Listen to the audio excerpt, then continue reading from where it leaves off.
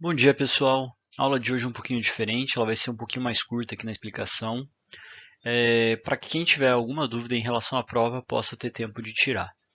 E além disso, vocês também vão ter uma atividadezinha para entregar. Então, eu vou fazer aqui 4 exercícios de gráficos de ondas e eu vou deixar mais 4 para vocês me entregarem até o final da tarde, beleza?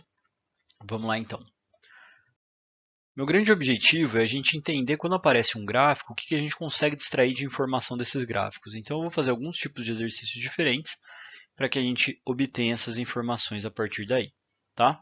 Eu estou deixando esses exercícios para vocês no PDF, no Classroom, tá? Junto com a postagem da aula. Eu tirei ele do livro Tópicos de Física. É um livro que eu recomendo bastante para quem quiser estudar mais profundamente a parte de exatas, tanto para vestibulares mais concorridos, né, direito, medicina e até mesmo engenharias, ou quem tem uma segunda fase de FUVEST, por exemplo, com peso maior em exatas, é um livro que eu recomendo bastante se você estiver procurando mais exercícios para fazer. Bom, vamos lá então. Exercício 17. A figura representa a propagação de onda ao longo de uma corda com frequência de 20 Hz. Qual a velocidade de propagação desta onda? Então, pessoal, a gente sabe pela formulinha de velocidade de propagação, né? Eu tenho duas fórmulas de velocidade de propagação. A mais geral, que serve para qualquer onda, que V igual a lambda F, e a velocidade de propagação numa corda unidimensional, que a velocidade é a raiz da tração pela densidade linear. Eu sei que essa fórmula eu não vou usar porque não foi falado nenhum desses itens, apesar disso daqui parecer uma corda linear.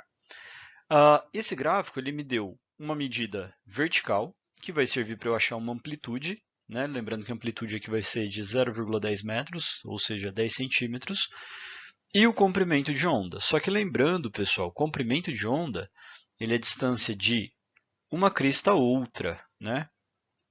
Jeito que em geral a gente encontra é a distância de uma crista a outra.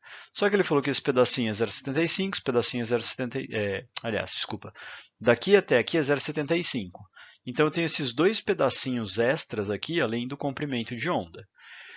Bom, repara pessoal, que a onda ela é inteira simétrica, tá? Nos nossos estudos, a onda é inteira simétrica. Então a distância desse ponto do meio até a crista é a mesma distância da crista até esse ponto do meio, é a mesma distância desse ponto do meio até o vale, que é a mesma distância até esse ponto, que é a mesma distância até a crista e a mesma distância até aqui. Ou seja, eu tenho 1, 2, 3, 4, 5, 6 espacinhos iguais, dos quais, desses 6, 4 formam um comprimento de onda. 1, 2, 3, 4. Ou seja, se eu pegar 0,75 e multiplicar por 4 sextos, né, eu vou ter o meu comprimento de onda. Tudo bem? É bem comum a gente ter exercícios que me dão gráficos e ele me mostra uma medida maior que o comprimento de onda e a gente tem que calcular esse comprimento de onda analisando o desenho. Tudo bem? É bem comum. Bom, vamos lá então. 0,75 dividido, se fosse dividido por 3, daria 0,25. Então, eu vou deixar 0,25 vezes 4, vai dar 1 inteiro, dividido por 3, por 2 ainda que ficou, né? Eu tinha dividido por 3, então eu dividido por 2, ou seja, a gente vai chegar em meio, 0,5 metros o meu comprimento de onda. Ele me deu a frequência de 20 Hz e eu achei o comprimento de onda. Já que V igual a lambda F, eu tenho tudo que eu preciso para calcular a velocidade. Tudo bem? Metade de 20 é 10. 10 metros por segundo, já que aqui está em metros, o Hertz é 1 sobre segundo, está calculado a nossa velocidade. Beleza? Próximo exercício. Lá, pessoal. Aqui ele fala de duas cordas elásticas idênticas, tracionadas por forças de mesma intensidade, são produzidas duas ondas harmônicas progressivas A e B. As figuras representam as formas das cordas num determinado instante. Pessoal, repara que tanto nesse exercício quanto anterior, o gráfico é de espaço por espaço. Então, na verdade, é como se fosse uma foto de um momento em que a corda está nessa posição. Repare que isso não é espaço evoluindo ao longo do tempo. Tudo bem? Repara que isso é uma foto. Então, a gente está vendo espaço por espaço. A gente já vai ver gráficos um pouquinho diferentes desse, mas por enquanto é uma foto daquele momento. Pessoal, ele falou aqui em cima que as ondas são tracionadas por mesma força e elas são cordas elásticas idênticas, ou seja, elas vão ter a mesma densidade linear. Eu sei que a velocidade de propagação de A vai ser a mesma velocidade de propagação de B, portanto, já que a velocidade é a raiz da tração pela densidade linear, elas são idênticas, têm a mesma densidade linear, elas estão tracionadas pela mesma força, têm a mesma tração. Então, a velocidade das duas são iguais. Só que eu estou vendo aí, só de bater o olho, eu vejo mais cristas e vales em uma delas do que eu vejo na outra. Então, pessoal, se eu pensar já na fórmula V lambda F, se a velocidade é igual, quanto mais comprimentos de ondas eu tiver, quanto maior for o meu comprimento de onda, não é quanto mais comprimento de onda eu tiver, perdão, pessoal. Quanto maior for o valor do meu comprimento de onda, menor vai ser o valor da minha frequência. Tudo bem? Então, quanto maior for o valor do meu comprimento de onda, menor vai ser o valor da minha frequência, já que V vai ser constante, concordam? Ok? O V não muda de uma para outra, V do A é igual ao V do B. Então, se lambda A for maior do que lambda B, por exemplo, eu sei que a frequência do A vai ter que ser menor do que a frequência do B, para que eu consiga manter a relação de igualdade. Ou vice-versa, tá? Vamos analisar neste desenho quem que é maior do que quem, para a gente poder entender. Então, repara, pessoal, o comprimento de onda do A, vou pegar uma crista do A e eu vou aqui até outra crista do A. É esse pedacinho. A do B ele vem daqui até aqui. Então, eu já descobri que o comprimento de onda do B é maior que o comprimento de onda do A. Então, eu sei que a frequência do B vai ser menor do que a frequência do A. Tudo bem, pessoal? Repara que a frequência do A é maior. Até por isso, aparecem mais vezes comprimentos de onda. Aqui tem 1, 2 e mais um pedacinho. 2,25 comprimentos de ondas nessa imagem. Já aqui está aparecendo 1,5. Tudo bem? Um comprimento de onda e meio. Então, dá para ver que a frequência, visualmente, a gente consegue ver a frequência do A maior que o B. E o comprimento de onda do B maior que do A. Tudo bem? Eu quero que vocês comecem a bater o olho e enxergar essas coisas num gráfico. Tá? Quanto maior for a onda, quanto mais espaçada tiver uma crista da outra, maior o comprimento de onda, menor a frequência. Quanto mais ondas aparecem, maior a frequência, menor o comprimento de onda. Ou seja, quanto menor for esse comprimento de onda, vai caber mais ondinhas aqui. Tudo bem? Elas possuem a mesma amplitude? Segundo a letra A, 1, 2, 3, a amplitude da B, 1, 2, a amplitude da A. Então, não possuem a mesma amplitude. Os pontos das cordas oscilam com a mesma frequência? Olha aqui, pessoal. Não oscilam. As ondas se propagam com a mesma velocidade. Letra C está correta, mas vamos ver os outros. As ondas possuem o mesmo comprimento de onda? Não possuem. Os pontos P e Q da onda A vibram em concordância de fase? Pessoal, toda vez que P estiver para cima, Q vai estar para baixo, porque enquanto uma é uma crista, a outra é um vale. Isso é discordância de fase. O ponto P está em concordância de fase com esse ponto S aqui, por exemplo. Tudo bem? Esses dois pontos, toda vez que um estiver para cima, o outro vai estar para cima. Toda vez que estiver no meio, vai estar no meio. Toda vez que estiver para baixo, vai estar para baixo. Então, isso é uma concordância de fase. No P e o Q, eles estão em discordância de fase. Tá bom? Vamos lá, então. Próximo. Pessoal, esse que eu queria comparar com os anteriores que a gente fez. Repare que aqui eu tenho um gráfico de uma amplitude que varia de mais e para menos e, ok? Em função do tempo. Qual que é a ideia aqui, pessoal? A ideia aqui, ao invés de eu ter uma corda que eu estou chacoalhando e eu tirei uma foto dela, e aí eu vejo quantos metros ela está para cima ou para baixo em cada ponto aqui, ao longo de todo o espaço lateral dela, eu estou vendo um único ponto da corda. Então, imagina que eu peguei um ponto da corda. E ao longo do tempo eu vejo se está subindo ou se está descendo. Tudo bem?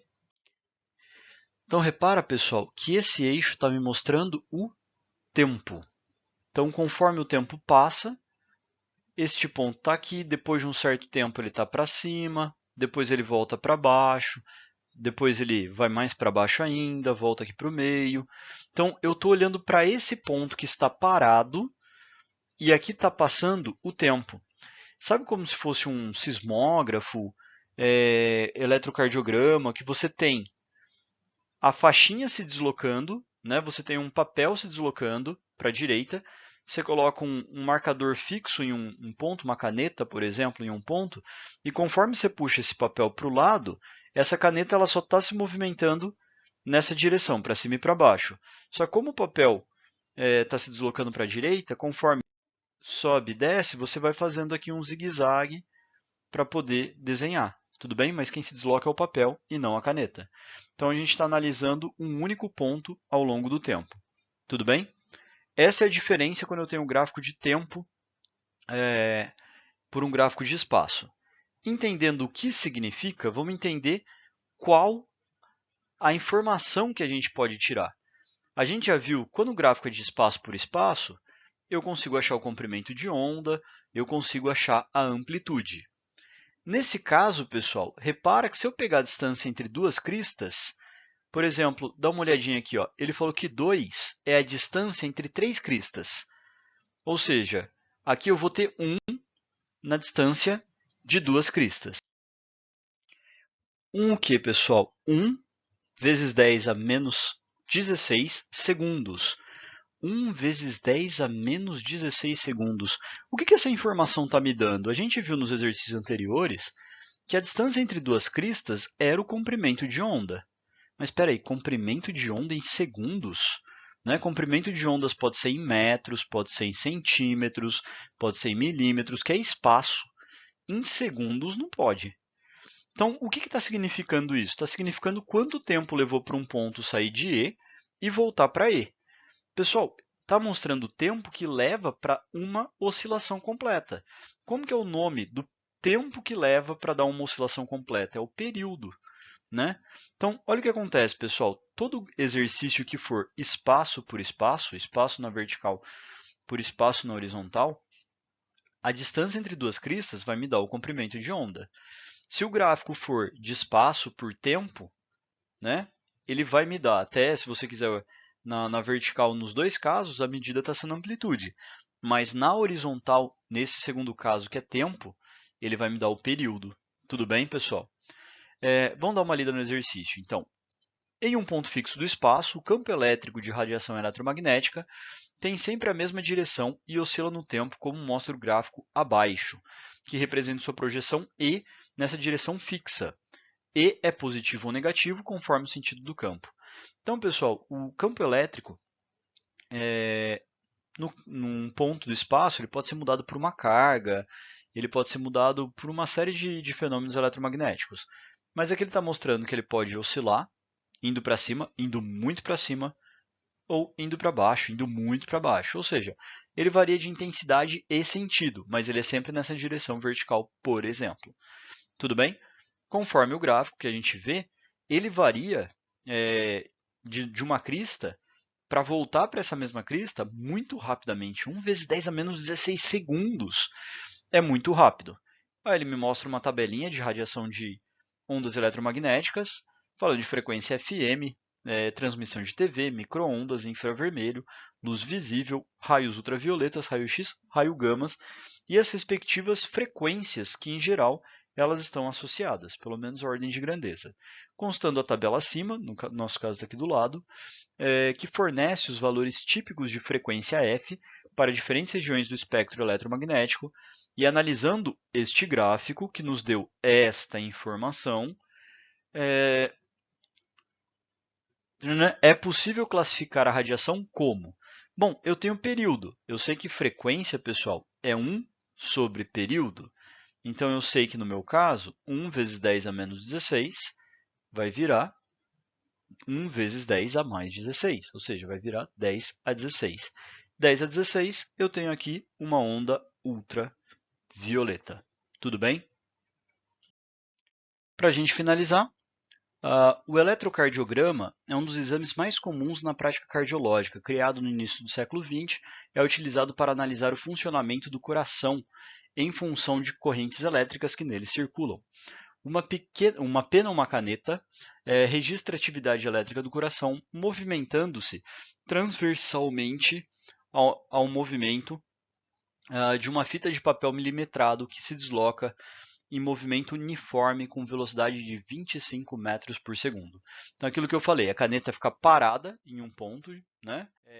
Um ponto não, na verdade ela fica oscilando verticalmente e a fita, pessoal, vai andando aqui para a direita, numa velocidade de 25 milímetros a cada segundo.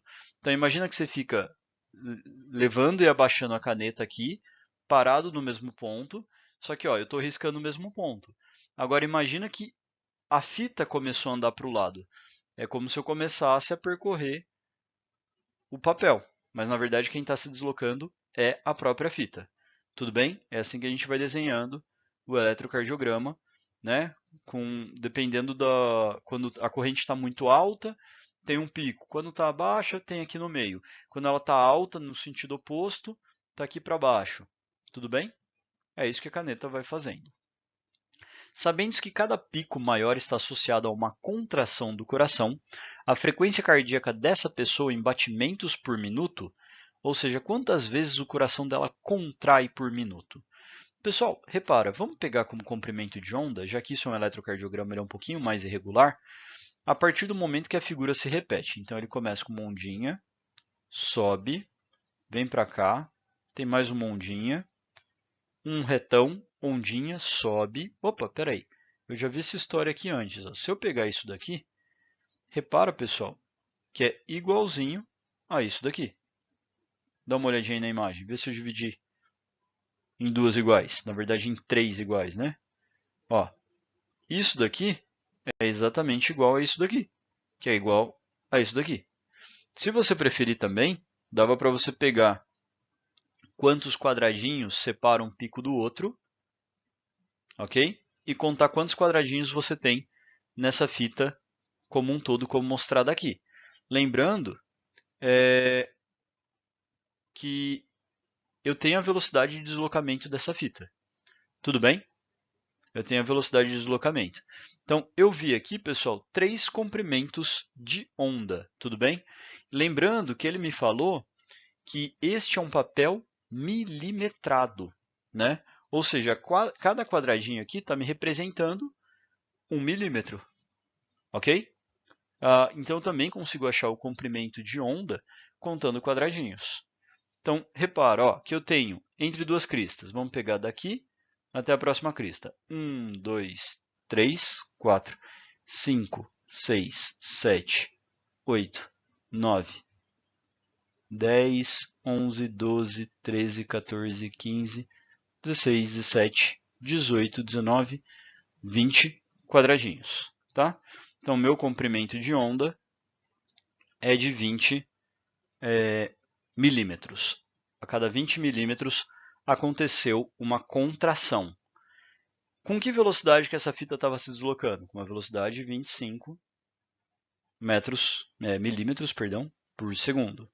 Eu sei que V igual a lambda F. Eu preciso transformar alguma coisa aqui, né? Vamos ver. Bom, a velocidade está em milímetros por segundo. O comprimento está em milímetros. A frequência vai ser em hertz, né? 1 sobre segundo. Então, não preciso transformar nada. Velocidade de 25 milímetros por segundo. Aqui vai estar em 20 milímetros, né? Vezes a frequência. Milímetros com milímetros vai cortar, vai sobrar 1 sobre segundo. Então, vai ficar 25 sobre 20 Hz, vai ser minha frequência. Então, eu vou descobrir aqui, se eu dividir por 5 em cima e embaixo, 5 quartos, ou seja, 1,25 o quê? Hertz. Putz, não tem essa resposta. Tudo bem, porque está em Hertz, e aqui está em batimentos por minuto. né? Hertz está em segundos.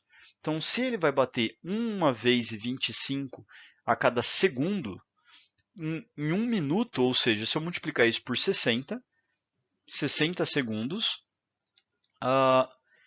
quanto que a gente vai ter de batimento? Tudo bem? Então, 30, 16 vezes 2, 12, com mais 3, 75 batimentos por minuto. Tudo bem, pessoal? Tranquilo isso? Bom, façam os exercícios que é para entregar no Quimágico, enviem a resolução, tá?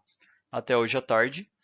E qualquer dúvida eu vou estar no Hangout para vocês tirarem em relação à prova. Beleza? Valeu, pessoal. Até a próxima.